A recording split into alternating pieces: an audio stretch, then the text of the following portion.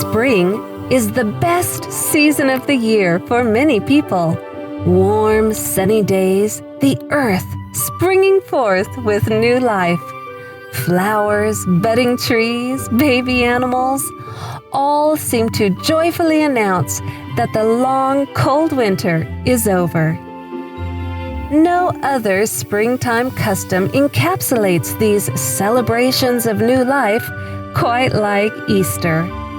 From baby animals to Easter eggs and Easter egg hunts, to sunrise Sunday services and more, Easter is a beloved tradition to many people.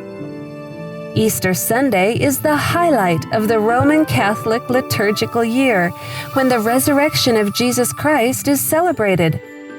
According to their catechism, Easter is not simply one feast among others, but the feast of feasts, the solemnity of solemnities, just as the Eucharist is the sacrament of sacraments, the great sacrament.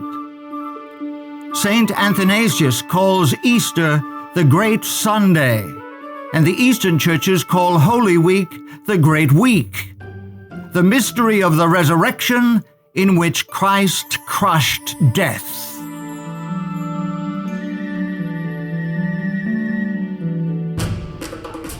The origins of Easter, however, reveal that it flows directly from ancient paganism. Shortly after the flood, Nimrod re-established idolatry in the earth. After his death, Nimrod was promoted as the original sun god. His widow, Semiramis, was called the Queen of Heaven. Various cultures continued the idolatry of these original pagans under different names. To the Egyptians, Semiramis was Isis. To the Babylonians, she was Beltis, consort to the god Bel. To the Canaanites, she was Astarte. The Assyrians called her Ishtar. The worship of these goddesses involved occult fertility practices. These degrading rites were practiced even by the Israelites when in apostasy. Yahushua clearly denounced any Israelite involvement in these pagan celebrations. Do you not see what they do in the cities of Judah and in the streets of Jerusalem? The children gather wood, the fathers kindle the fire, and the women knead their dough to make cakes for the Queen of Heaven. And they pour out drink offerings to other gods, that they may provoke me to anger. And he said to me, Turn again, and you will see greater abominations than they are doing. So he brought me to the door of the north gate of Yahuwah's house, and to my dismay, women were sitting there, weeping for Tammuz. Modern Easter has no basis in the pure religion of heaven. All of its traditions are pagan. Rabbits and dyed Easter eggs symbolize fertility. Hot cross buns were the cakes offered to the Queen of Heaven. The 40 days of weeping for Tammuz are now the 40 days of Lent leading up to Easter. Sunrise services were performed by pagan priests to honor the sun god. Celebration of Easter does not honor the death and resurrection of the Savior. Participation in pagan practices honors Satan. No amount of renaming it by Christian names can purify Easter of its pagan origins. Easter is much more than a pagan impostor pretending to be Christian, lurking behind the pretty facade.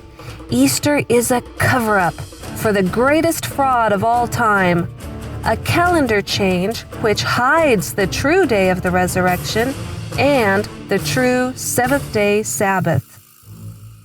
As the years passed and the first Christians died, paganism began to corrupt the once pure faith. The Church in Rome, greedy of ever greater power, sought ways to increase her influence.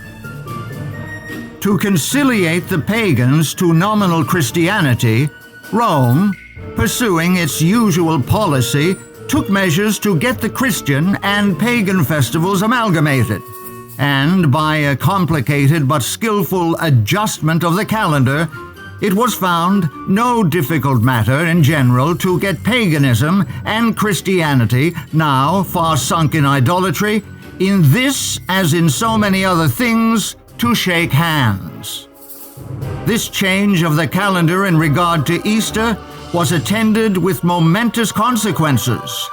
It brought into the church the grossest corruption and the rankest superstition.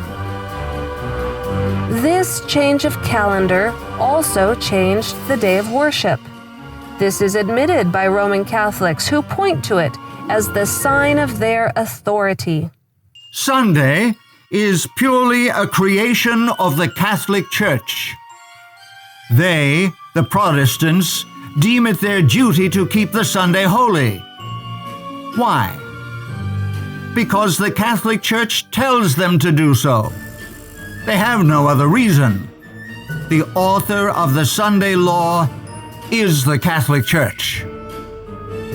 One Catholic bishop went so far as to state, "It was the Catholic Church which made the law, obliging us to keep Sunday holy.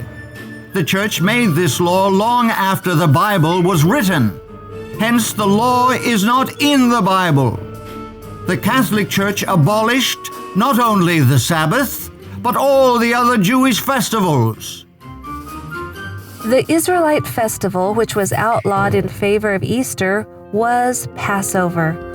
All early Christians kept the feasts of YAHUSHUA as outlined in Leviticus 23. Paganized Christians still wanted to celebrate Easter, while apostolic Christians, still clinging to a pure faith, observed Passover. Since the 2nd century AD, there had been a divergence of opinion about the date for celebrating the Paschal, Easter, anniversary of the Lord's Passion, death, burial, and resurrection. The most ancient practice appears to have been to observe the 14th, the Passover date, 15th and 16th days of the lunar month, regardless of the day of the Julian week these dates might fall on from year to year. The bishops of Rome, desirous of enhancing the observance of Sunday as a church festival, ruled that the annual celebration should always be held on the Friday, Saturday, and Sunday following the 14th day of the lunar month. This controversy lasted almost 2 centuries, until the Emperor Constantine intervened in behalf of the Roman bishops and outlawed the other group.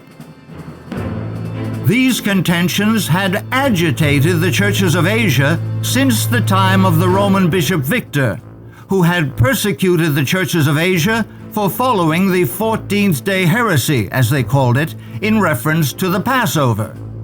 The future Easter observance was to be rendered independent of Jewish calculation. Here is the real significance of Easter. Sunday is kept as a day of worship because of Easter Sunday. It is claimed that the Savior was resurrected then. Consequently, it is assumed that the day before Easter Sunday, Saturday, is the 7th-day Sabbath.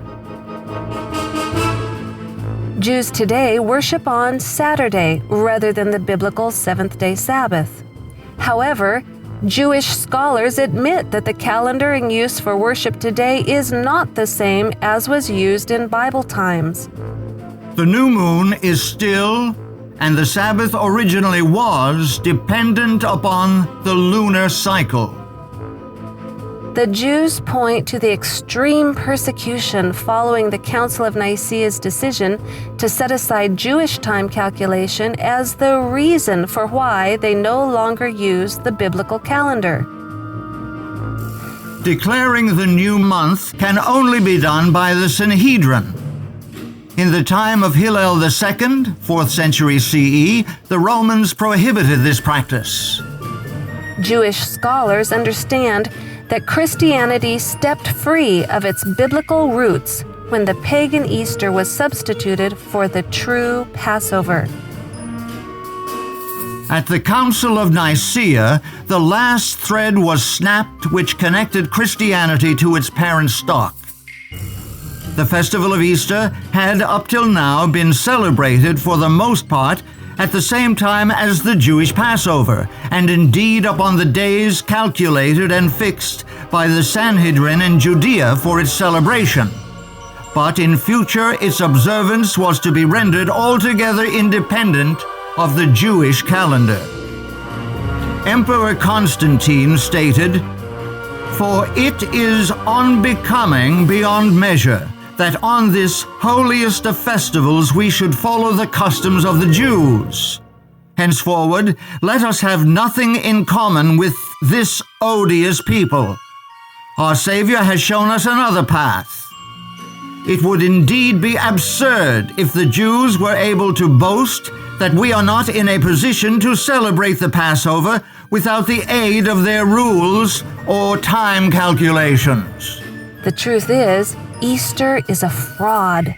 It is not the day upon which the Savior arose from the grave, nor is Saturday the seventh-day Sabbath of the Bible. Easter is, and has always been, a pagan holiday celebrating fertility. It was substituted for Yahuwah's Passover at the Council of Nicaea in the 4th century when the Church of Rome decided to set aside Hebrew calculation of time. Now, in this last generation, truth is to be restored. All who wish to express their gratitude for the death of their Savior will commemorate it on the day upon which he died, Passover. This can only be calculated by the original calendar of creation. Any other observance gives honor to Satan, the one who has set himself up in opposition to heaven. Today, you can choose which day represents your beliefs, Passover or Easter. You can choose to which power you wish to give honor and worship, the Savior or his enemy, Satan. You can choose on which day, calculated by which calendar, you offer that worship. The choice is yours.